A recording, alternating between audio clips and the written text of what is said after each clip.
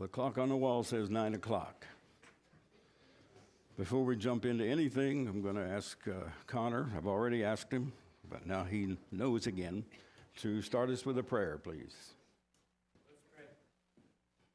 Dear God, we thank you for this day. Today we get to come here with people of like minds, like faith, worship you and open your word, study from it, refresh our minds. We thank you for giving us a measure of health to be here. Thank you for giving us every good and perfect thing. You've given us so much, help us to never take that for granted. Now as we open up your word and learn more from Mr. Jim, help hearts that are set to the message he gives us. Help us to remember these things that we tell others about him and be able to refute things that don't seem right, know right from wrong. We thank you for giving us this day, Lord. Be with us throughout the rest of this service. Pray in your son's name. Thank you.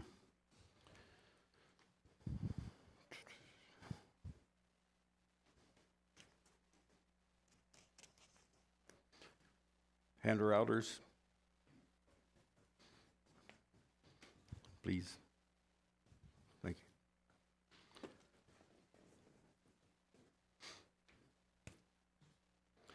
Some of you probably got this in the email.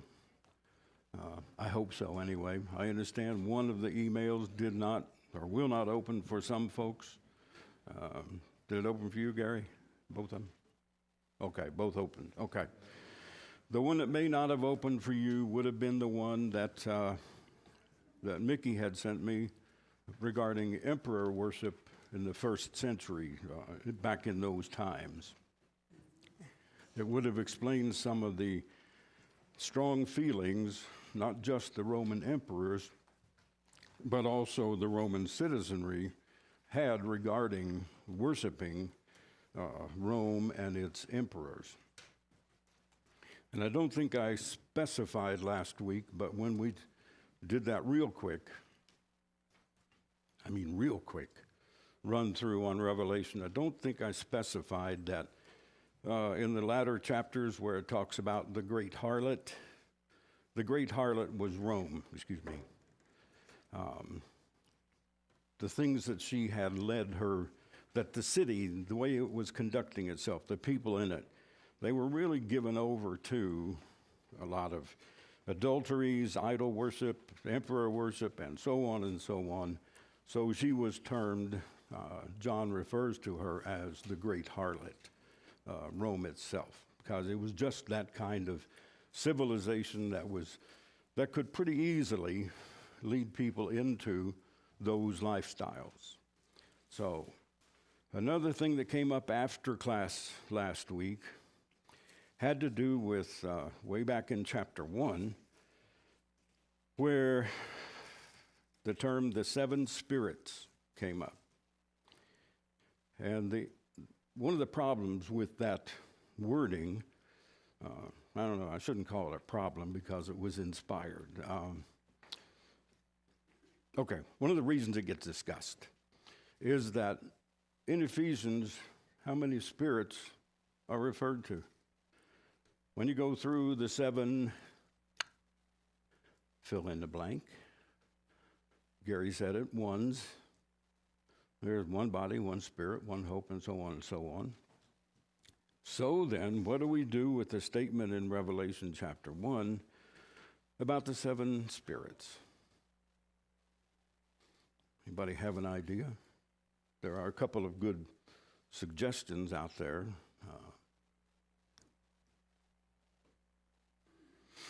Nobody has an idea? Sir?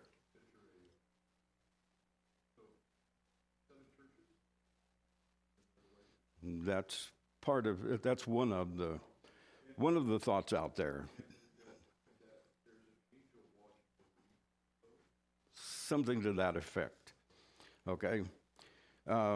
Probably a couple of better ones are, one number we have seen over and over and over again in New Testament, especially writings, and especially here in Revelation. What is that one number?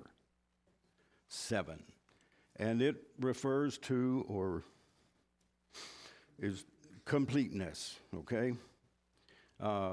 So when it's used, and especially as it is in some of these places, I think there are 4 or 5 times we see it in the book of Revelation, but at least one of them, it's put along with the Father and the Son. And the thinking of some is that, okay, the Father, the Son, and what do we normally say after that? The Holy Spirit. Okay? With 7 being that number of completeness, of perfection, and so on. Some people will say, well, it's a way of referring to the Holy Spirit. It might be. But somebody turned back to Isaiah chapter 11.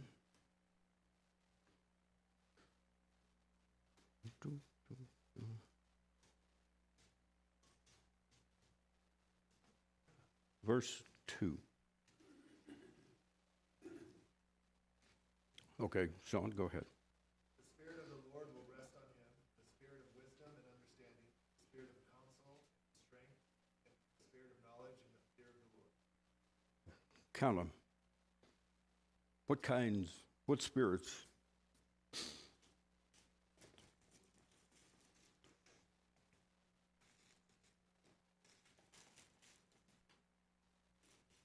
How many?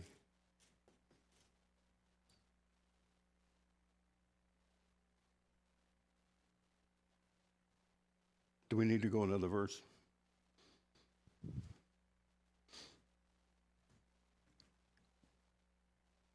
Does verse 3 continue the thought? You got 7? What did you get? Spirit of the Lord, Yep. wisdom and understanding, counsel and might, knowledge and fear. Yep. Okay. Could be that. Not going to spend a whole lot more time on it, except to say that there are 7 there, and if those are, and they are, identifications, perhaps that is what John was referring to. Remember, I've seen the figure somewhere, and I'm not sure, I was talking with Dan before most people got here. There are at least, let's say, 234 references in Revelation to Old Testament passages. There are at least that many. Okay, I'm not sure if it was Farrell Jenkins or Wayne Jackson who counted them and recorded them. So let's just keep in mind that there are all these references back to the Old Testament, and it plays heavily here. Now, I want to get into Daniel chapter 2. Who's dreaming in Daniel chapter 2? We've talked about this to some length before, but let's be sure we have it, because when you get into discussing premillennialism or some of the other false teachings out there that the futurists, everybody know what the futurist interpretation of Revelation is? There are 4 major ones, but the 2 that probably deserve the most discussion would be the preterist, and there are shades of that, and the futurist, and there are shades of that. The preterist comes from the Latin word praeter, for past, and the futurist, guess what word that comes from? Means they believe it's yet to come. The fulfillment of Revelation is yet to come. That most of the events are yet to come at the end times, which many of them have pretty well focused and said, well, that's going to be sometime we're in the 21st century now. So that's going to be sometime in the near future. And we'll get into some of their other ideas, but the futurist is the other one that we're most likely to have to deal with, people who believe that. Agree? Yep. Been there, done that, huh? Okay. All right. So, but in order to deal with it well, we must have a good understanding of what Daniel was talking about. So in chapter 2, who was having a dream that troubled him. I'm sorry. Nebuchadnezzar. Who was he?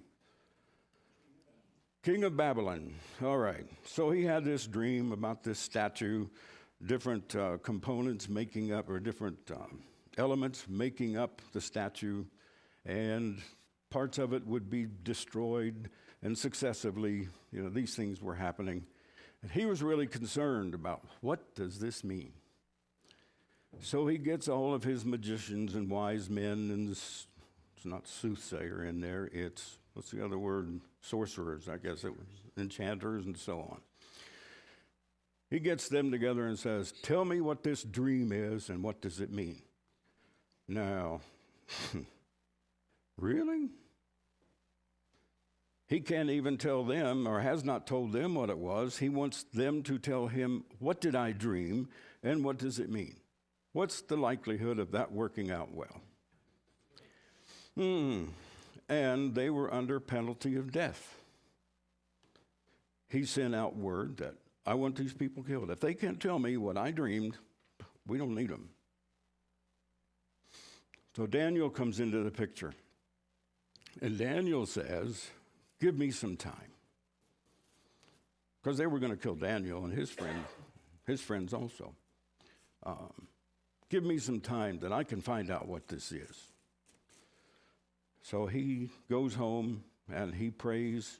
And I think the text is suggesting it's his 3 friends that he was praying with for an understanding of what this is all about.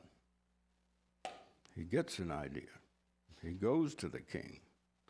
I think we're into chapter 7 probably by now with the real, or is that right?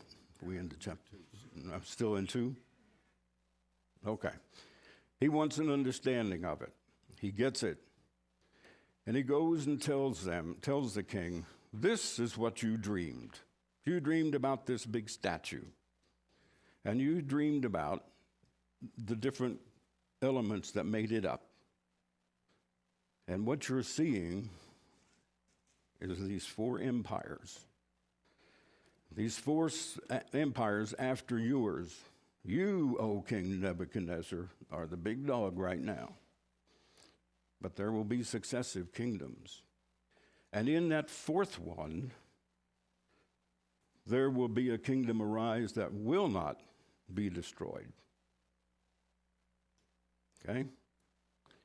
So let's talk about that for a minute. What were those 4 kingdoms? Babylon was the first one with Nebuchadnezzar. What's the next one? I'm sorry? Yeah, the Medo-Persians came along. And after that, Greece, and finally Rome. And Rome was described as so powerful, so terrible. But it was during the days of that 4th empire that this other kingdom would arise. What's the other kingdom that arose during that time that will not be destroyed? Jesus' kingdom. Okay? Now, what happens over in chapter 8? Who's dreaming here? Any of those who just came in need a handout? Who's dreaming in chapter 8? I'm sorry.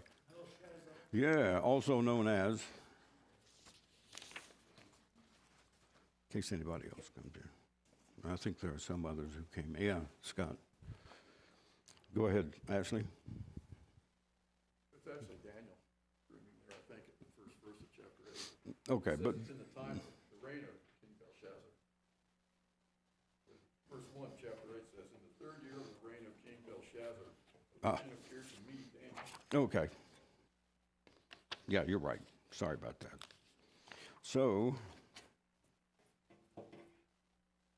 what did he dream about?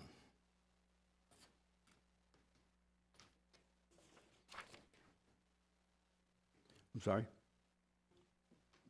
Yeah, more beasts. But what were the beasts?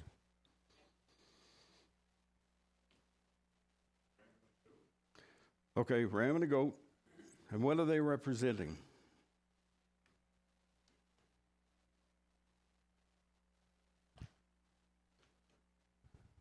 Didn't Daniel see a lot of similar events as Nebuchadnezzar had seen? So, what's his response or reaction to this? What do you think he saw in long term? What do you think he saw? Yeah. Yeah, he saw the kingdoms again. And how did it affect him?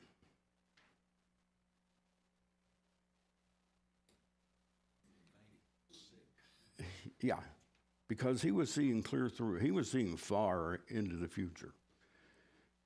And it bothered him. It troubled him greatly. Okay? But let's get this straight. During the days of that fourth kingdom, which was Rome, a kingdom arose, which Craig has already identified as Christ's kingdom, which will not be destroyed. Who today is Christ's kingdom? His church. Okay? We've lasted good 2,000 plus years. It will not be destroyed. His kingdom will not be destroyed. Out of all this, please get straight that what Christ set up was a kingdom. Yes, it is his church, but the church is his kingdom. It is not a stopgap measure. It is not an alternative. The church is Christ's kingdom. There are passages that talk about being translated into his kingdom. It existed. It does exist. So, when somebody comes along and says, yeah, but he just didn't get it done. Really? What were some of his last words on the cross? It is finished. He had previously said to the Father, the work you gave me to do, I have done.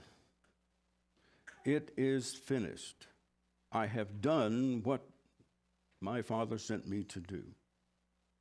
So don't let somebody come along and convince you that, well, the church was only until he comes back.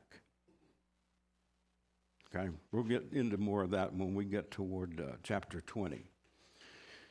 But get that much. It won't hurt any of us to look at Daniel and really let it sink in. It has been foretold that the church would be established at a certain time. So let's move into another area. A couple of times, and I don't want to go long on it this morning, I've talked about chapters 4 and 5. It's important. What do we find in Revelation chapters 4 and 5? 4 first. Yeah, the throne scene. So, rickety old chair up there. Dirty place. What kind of scene did John see? What? I'm sorry? Very elaborate. Yeah, very elaborate. It was the throne of God. So when it talks about him who sat on the throne, it's talking about God the Father in chapter 4. That's what we see. Who is receiving the praise and worship and glory and so on in chapter 4? God. Okay? Now, in short order, John sees a scroll in the right hand of him who sat on the throne, God, and it is sealed with 7 seals. Getting into that scroll is important because that pause means somebody else can fill in the blank.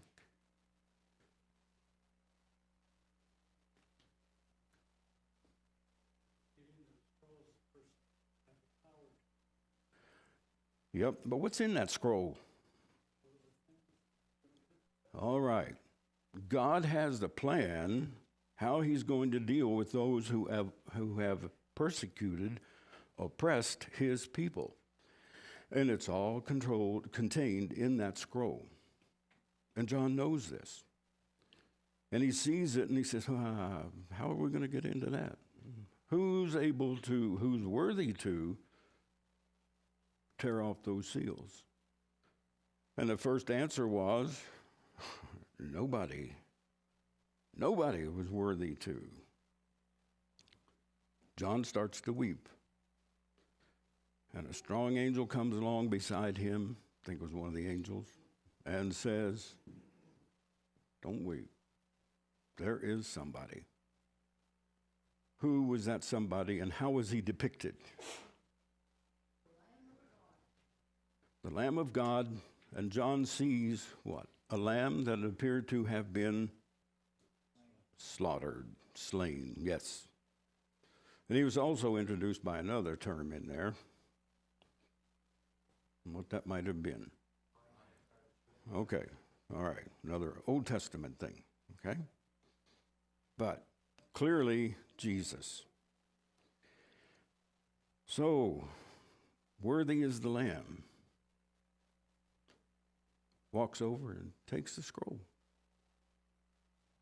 Kind of a gutsy thing to do unless you are worthy to open those seals. At the end of chapter 5, the heavenly host is singing a new song. And what's that song? Who's included in that song? Worthy is the Lamb. Everybody got the picture so far? Okay. Then we get to chapter 6, where the seals start being taken off. Now, there is some discussion. There are different opinions about what does each of these seals mean and what's the overall intent. One of them has the basic theme that it's the spread of Christianity, causing some other issues. You know, when you have a society that is pretty much wrapped up in emperor worship and its own setup, and you come along and you challenge that, or you teach something else from that, and will not include that. See, many of the religions of the day, I know somebody else in here knows that, but many of the other religions of the day, how were they regarded by Rome?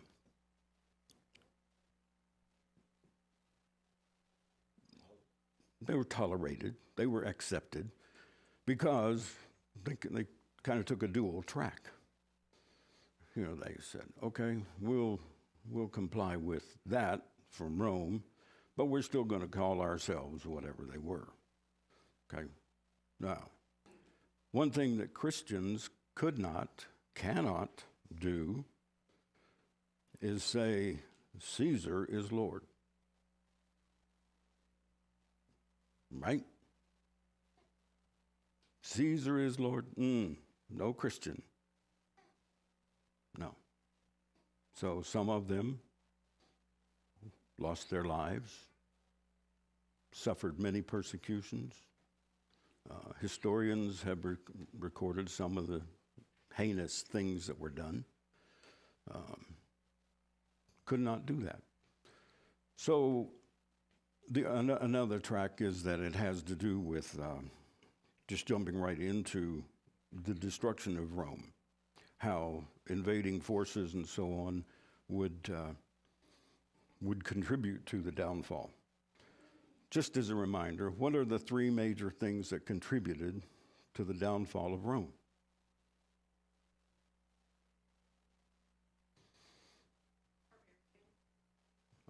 Okay, and we'll put that in the class of invasion from outside forces. Moral decay is another. And what's the third? Well, that was there, but it's included in the internal. What's the other? I'm going to say this, and I'll say it sort of tongue-in-cheek, but Yeah, overall, yes, that's it. But the historians will say that natural disasters, internal decay, and moral decay from within, and invasions from without, that those are the three major contributing factors to the downfall of Rome. So keep that in mind as we see how these seals and the trumpets after and the bowls of wrath to follow. And if you can catch the flow here, we're going to see 7 seals, but there will be a pause in here. And on the opening of the 7th seal, we're going to see something else introduced, the trumpets. We're going to go through some of the trumpets, and we're going to see angels with bowls, and there will be 7 of those. But catch the flow, because if you can track the flow of this book, you can, it goes a lot easier for you. Okay? So, seals open, and they teach. They let us know. And then there are trumpets. Trumpets are used for announcing, warning, that sort of thing. And the bowls are going to be the outpouring of God's wrath. But you have to keep in mind, these are all figurative things. They're things that John is seeing. They have not happened yet at the time of writing. They are visions, or his accounting of visions, so he can send out this word. Remember, who was this message to go to? 7 churches of Asia. And yes, there were other churches as well, and they probably were included, but 7 being a very perfect and complete number. Okay. So, first seal is opened. You're going to see a person on a white horse. Likely interpretation, at least many of us are likely to read about in a commentary or hear in a discussion. Likely interpretation is this refers to Christ. Because later in the book we're going to see Christ on a white horse again, or on a white horse anyway. So there is this prevailing thought that this has to do with Christ and his word going out, the bow, the arrow, and so on. And his word did go out. So far that tracks with the rest of New Testament history, or the history, the teaching. He said, "Go and make disciples of all nations." So his word goes out. It's going out in a society that only, or most prevalently, accepts Caesar as Lord. How well do you think that goes over? Not so well.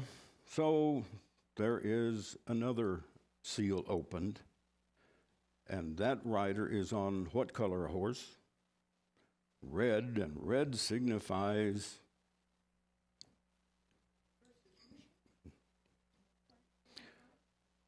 ultimately blood as the result of persecution. Tracking? Another one, another horse. And one thing to keep in mind on these first 4, somebody tells John, "Come and see." As the seal is open, somebody's telling John, "Come and see." And he gets these other visions of, okay, first it was the white horse, now it's a red horse. Now we have a black horse. And in the hands of the rider, what do we see? Scales used in commerce and weighing as markets were opened and people were buying and selling and so on. So that would probably tell us this may well have something to do with the economy, the conduct of business, and so on. And what do we know about the amount and the availability of things? Food was scarce, especially to people who, I'm sorry? Yeah, the Christians. Those who refused to accept Caesar as their Lord. We'll get into the mark of the beast and all that later on, but some of the supposed early interpretations are, they had to go, and I think it was in the writing that Mickey provided, that once a year they had to go and burn some incense or something and smear it on their heads, and well, if you clean up a little bit, how long is that going to last? But anyway, they had this, and those who had that smudge of incense or whatever they had on their heads could shop, could do business, but if you didn't have it, too bad.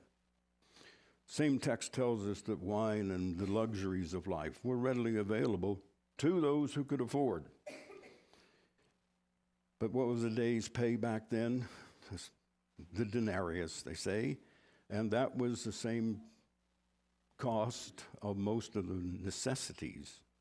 So it's going to be pretty rough for people to survive who did not comply with the edicts from Rome. So there's the black horse. And finally, the fourth seal is taken off. This will be the end of the four horsemen related seals. What color is that horse? Pale, ugly. Referring to, most likely, the sickness and death that follow. You see how those things follow. You have somebody going out teaching the gospel, but not well accepted by the Roman edicts and rules and so on. So there is bloodshed. You see an economy that just denies access to all that people would need. And because of either the persecution, malnutrition, starvation, there is death. One, probably mostly for the most part, well accepted by those who are in the Church of Christ anyway, and some of the other, I can't use these two words together. You never say other denomination. That just doesn't work. But some of the denominations out there would have a similar view. Okay? The fifth seal. Nobody says, come and see. But what does John see when the fifth seal is opened? And what does he hear? The souls of martyrs under the altar. And what does he hear them say? How long? How long? Well, how long what?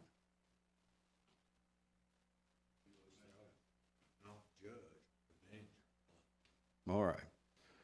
How long until we see what God is going to do? We know that he will, but how long? And the answer is, it'll be a while yet. There are others who have to die. Well, if you're one of those, maybe you're one of those living at the time, and when you get John's letter, you get somebody coming around on that circuit, and they're reading this letter to you, and you see that, and more must die. Oh boy, here we go. How would you feel? You know what your brethren have gone through, probably some of your own family, and you're getting the word, some more have to die. But this is going to be a book of comfort, right? Yeah, it is. Yeah, it is. So that fifth seal, how long? Okay, it's coming. Sixth seal. What happens in the sixth seal when it is opened?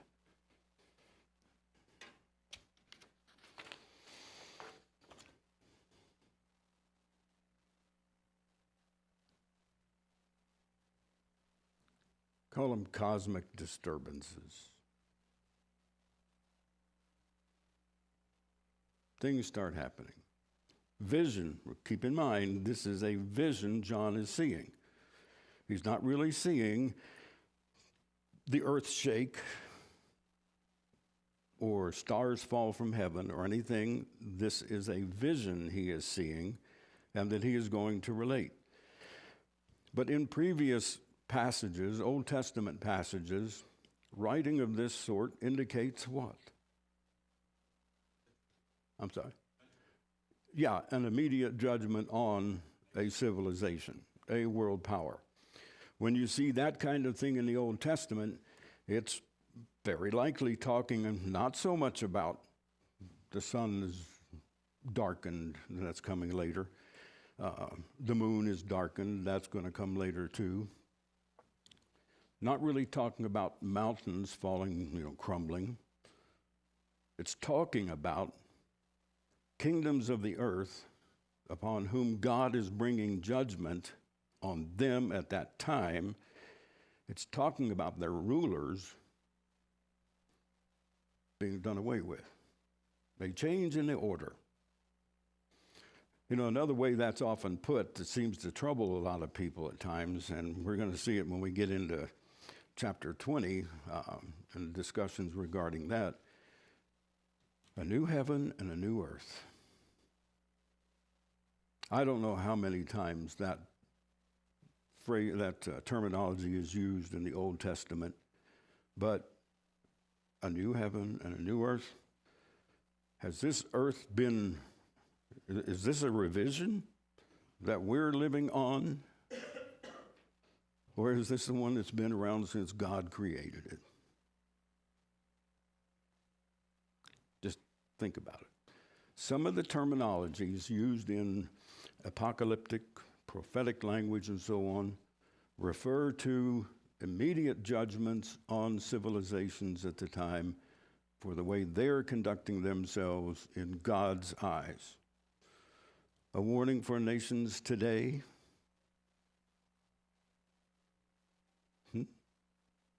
Anyway, these cosmic disturbances, the earthquake and so on, refer to the change in the ruling structure. When Rome fell, wasn't that pretty much the end of Caesar rule? And God is comforting his people, saying, it's going to come. There will be a different order. Rome and these emperors and so on, they're not going to have the influence they've had. But who was behind their influence? Let's not miss this. It's going to come out in the second half of the book. Chapters 1 through 11, John is seeing, this is the way I want you to understand it and present it to people about their plight at this time. But in the second half of the book, chapters 12 through 22, we're going to see the battles that were in heaven.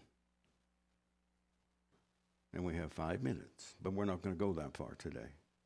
If we can get the seals right today, there is a pause. What happens between the sixth and seventh seals?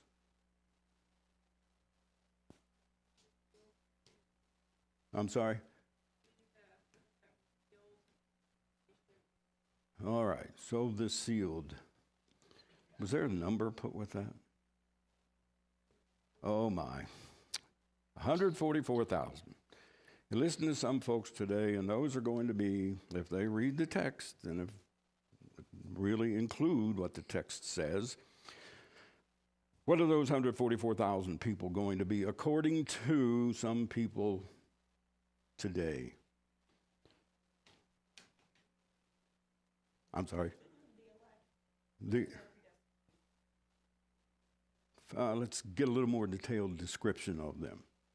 What gender? All males and all virgins. Yeah, I was trying to think of a nice way to ask that question. So thanks for just answering it. So 144,000 virgin males are being sealed. They're God's people. The 144,000 in this case, and when we see the measuring of the temple and so on, it's a matter of God providing for his people. And he put this number, 144,000, out there. But we're going to see as we get into the later uses of this, it's God's people being discussed here. So,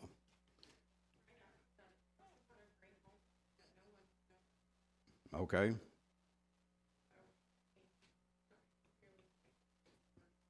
Okay. And we'll probably see as we get further in this, there are some who are going to distinguish between the 144,000 and the great multitude and so on. But we'll get there when we get there. For now, 7 seals. First one was rider on a white horse, probably indicating Jesus and his word going out.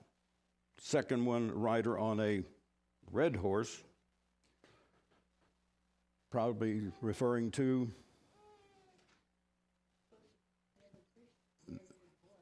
all right. Third one was a rider on a black horse, scale in the hand of the rider, and he's probably referring to the economy, the inability to purchase if you did not acknowledge Caesar as Lord. Fourth one, rider on a pale, ugly, sick horse, signifying death that would come as a result of those previous things. Fifth seal, changes location, is under the altar, and he's seeing the souls of the martyrs under the altar, and they are asking one question. How long? That question is going to get answered. Later on, we're going to see some powerful being, everybody out of the pool, time's up.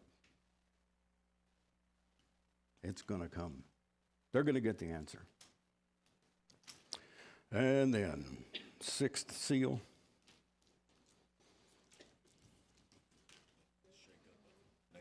Yep. Yep. Environmental things. Earthquakes. Mountains crumbling, and so on and so on. Referring to the downfall of the empire itself, the leaders. 7th seal. 7th seal begins with a period of silence for, it says about half an hour. And then what happens? He sees something else. He sees 7 angels with 7 trumpets. Trumpets warn. There's been some teaching. Now there's some warning coming. And then we're going to see the bowls of wrath outpoured. So I'd like to get through the trumpets and the bowls next week. Read on those things. Take a look. But thanks for your participation. I know I didn't allow a whole lot, but it was there. Thank you.